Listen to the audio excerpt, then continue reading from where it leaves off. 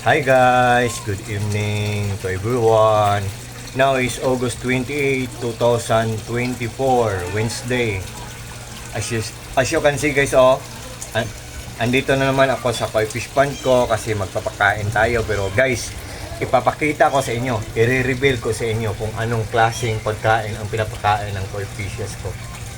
Yan. Guys, hulaan nyo guys kung ano to guys. Hulaan nyo guys. The best na po dyan guys. Yan. Yan. Yan guys, nagpapakain ako guys.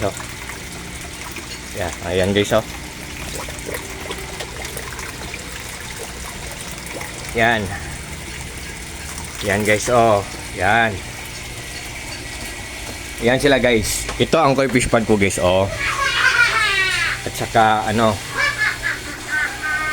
ito ang place ko guys, simple lang. At saka ang nagpapandar sa mga solar, sa mga appliances namin dito, mga solar lang. Yan. Nipyo ko yan. TV. Pag mainit, papaandarin namin yan. Solar lang. Yung ilaw, yan, lahat-lahat yan. Pati water pressure tank namin, pinapaandar namin. Huwag kang papasok. Yan. Yan. Baka papasok ang pusa. Guys, this is my place guys. Simple, small but terrible. Charot. Guys, balik tayo sa koi fish pond ko guys. Yan. Yan. This is my koi fish pond guys. Ayan. Guys, ang koi fish pond ko, honestly, hindi ko pa nalinisan. So, cloudy pa ang waters. So, medyo hindi na malinaw. Yan. Tapos, guys, yan. May UV light pa dito, color violet na ilaw na nagpapalinaw ng tubig ng koi fish pond ko, bro. Hindi na maano. Tingnan natin guys, Yan guys, Yan. Kasi madumi na. Yan. Pero guys, ang UV light dyan, ang hina-hinang kumain ng kuryente guys. Just trust me guys. At saka guys, i-flex ko ang submersible pump ko. Ang lakas-lakas pero ang hinang kumain ng kuryente. Ang tipid-tipid kumain ng kuryente. Look at guys, Yan.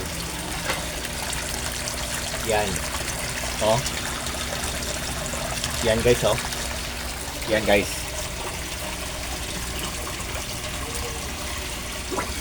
Yan, kumakain sila. Yan guys, Yan. Yan guys.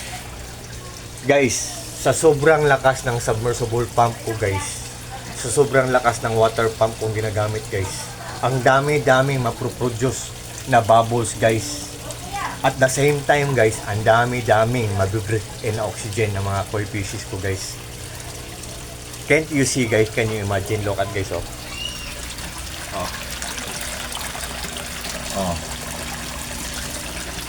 Diba guys? Totoo talagang ang lakas-lakas pero ang tipid niyang kumain ng kuryente guys. Just trust me guys. Tapos ang irritor ko yung nagbibigay bubbles. Nagbibigay bubbles sa sa water. Look at guys, ang tipid-tipid kumain ng kuryente pero ang lakas-lakas bumuga ng hangin. Yan guys, Yan guys, Yan.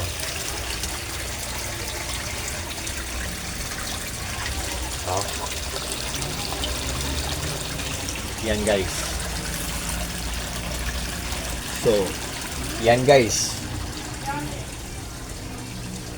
Guys, pag interested kayo sa piniplex ko na mga ginagamit ko sa koi fish pond ko, what are you waiting for guys? Without further ado, just click my link guys. At doon nyo makikita kung ano ang brand nila, kung ilang watts sila, at kung magkano ang price nila. So, what you see guys is what you get. Nothing more, nothing less. Walang labis, walang kulang.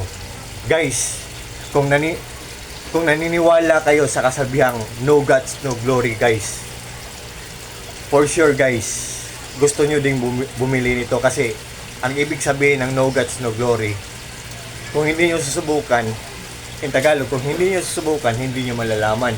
Who knows, not knowing, nandyan na sa harapan nyo, pero binabaliwala nyo. So, sayang talaga ang pagkakataon guys. Pero it's not too late. Pero it's up to you guys. It's your choice. You're old enough and you know already what's right and what's wrong. Joke. Charot guys. Totoo talaga guys. Totoo talaga ang sinasabi ko guys. Nagjo-joke na ako guys. Ayan guys. Oh. At saka ang